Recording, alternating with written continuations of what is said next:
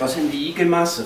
Da hat man zuerst das Fleisch geschnitten. Mesdames, quand on n'avait pas encore les machines pour hacher la viande, on les coupait d'abord avec des petits couperets qu'on avait sur un Bio, auf einem Holzklotz, wie raus ist. Und da hat man so ein Messer gehabt, das ist jetzt ein Messer mit 6, wo das eins noch, wenn ihr durchläuft, da hat es 6 Klingen und raus ist schon eins fast das gleiche, auf so einem Holzbloch.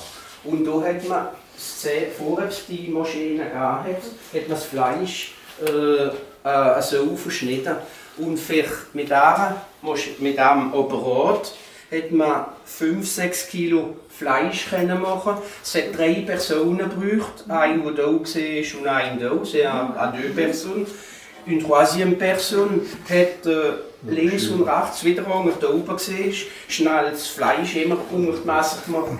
Donc il fallait 3 personnes, 3 personnes, qui devaient travailler 20 minutes pour hacher 6 kilos de viande. Avec un peu de figure avec,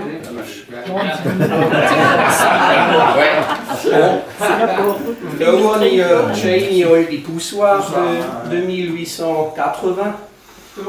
C'est des poussoirs de table. Celui-là, je l'avais acheté par hasard à Colmar. Il est magnifique. Joli, ouais. Et früher haben ja alle Leute praktisch Seiko daheim. Und durch jedes Jahr ist ein Seilmetzger. Même l'ouvrier avait des cochons. Et même les gens de la ville, j'ai beaucoup de livres sur mon métier. À l'intérieur, j'ai une bibliothèque professionnelle avec des vieux livres. Et même à Bâle, ceux qui avaient la possibilité in der Schweiz zu Basel, haben sie, die Gelegenheit haben und auch so einen Hinterhof haben Seiko. Und da ist einfach, wenn man schaut, mit einer Säule, haben sie die ganze Familie ernährt, ein Jahr lang. Et ça c'était écologique. Et ça c'était une bonne viande. Un animal, ich habe da hinten ist der Roststall, da hatte ich meine Boxen und da hatte ich einen Seiko. Und was wichtig ist, wenn man ein Stückchen Vieh metzgen, dass es nicht gestresst ist und dass man es immer richtig besorgen. Ich hatte hier eine Säule drin, eine grosse, und die ist so aus, muss ich noch nicht zusammen sehen. Wenn ich alle Tage kann ich die bürsten und die Säule, ich habe viele Tiere gehabt. Die kann ich jetzt nicht metzgen. Und die Säule hat einen Namen gehabt. Wisst ihr, wie die geheißen hat? Schwein. Kotelett hat sie geheißen. Kotelett, ja. Aber der Patrick hat sie gesehen. Die Säule hat 380 Kilo gehabt. Vivant. Und die hat habe ich geladen. Der Kollege hat mir einen Rosttransporter gelehnt, was ich geladen, da rausgenommen, ohne Stress, weil das Säule ist sehr, sehr stressaufwällig und immer gemütlich umgehen mit ihnen. Ich habe die Säule geladen, bin auf Brübach gefahren zum Ilver, habe die Säule abgeladen, dann sind zum Virabach, zum Aber und wieder heimgenommen und das ist tiptop gegangen. Und 3 Monate, 3 Wochen und 3 Tage drauf habe ich 13 junge Seile gehabt. Das erste Mal von der ersten Säule. Ja. Et ce qui était super, cet animal il était vraiment très docile und haben viel gesagt, um Schachti gehen. Wenn sie Junge macht, wird sie aggressiv und alles. Du hast kein Problem gesehen. Die Säule c'était comme mon chien. Und von diesen 13 Seilen ist mir gerade eins hingegangen. Und das ist verdruckt worden von der Säule. Wegen der Säule ist gesehen, Wagen. Und nachher, irgendwann haben sie doch einmal oben metzgen, weil sie Probleme hatten im Bein. Und, aber die Moralität ist, wenn ich da Vieh hatte und ich habe es gemetzelt und Kinder oder egal was, muss ich kein schlechtes Gewissen haben. Ja, wegen die Tiere, die da gesehen sind, haben Schein gehabt. Die sind nicht einen Tag lang mit einem Camion in der Hitze gestanden und Transport und abgeladen und hopp. Das ist alles gemütlich gemacht worden und säufer. Ok. Si vous avez des questions, n'importe où, vous pouvez m'interrompre. Je veux bien que vous êtes allé chez qui Utiliser tout de A à Z. Aujourd'hui, on prend pour la viande et le reste, pour den Verbrennung. Et ça c'est un morceau où ils ont pris les tendons, donc les nerfs des animaux et tout. Et donc on ne pouvait pas manger ça. Ils l'ont fait cuire pendant une journée et ensuite ils l'ont pressé et ils l'ont filtré. Et après c'est devenu dur. Et bon là on ne le voit pas, il y a un seau dedans. Et ça, vous le mettez dans un bain-marie. Vous savez ce que c'est après? C'est de la colle. C'est de la colle et c'est une colle super dure pour les chapeliers, pour ceux qui faisaient des armes. C'était une colle et c'est un ami qui m'a offert ça. Donc chapeau devant eux, ils étaient pas bêtes. C'est un que j'ai faite et je tiens aussi à parler de ça. Autrefois, on connaissait le beurre, enfin le beurre, ouais. Et la graisse de bœuf, la margarine, on ne la connaissait pas. La margarine est faite avec du petit lait, donc le lait écrémé, où on a fait la crème, le beurre, et après on avait le lait, le petit lait. Et la graisse de bœuf, qu'on appelle le suif de bœuf, c'était pas comestible. Les gens, on pouvait pas manger la graisse du bœuf. Et c'est un génie français, Mège Mourier. Lui, il a inventé la margarine en 1910. En 1910, c'est lui qui a inventé la margarine avec donc le petit lait qui était plus qualitativement nourrissant et avec la graisse de bœuf. Et c'est ce Mège Mourier qui a rendu un service immense à l'humanité entière. Et cette marque Astra de 1890-1900 existe encore aujourd'hui. Ah oui, Astra.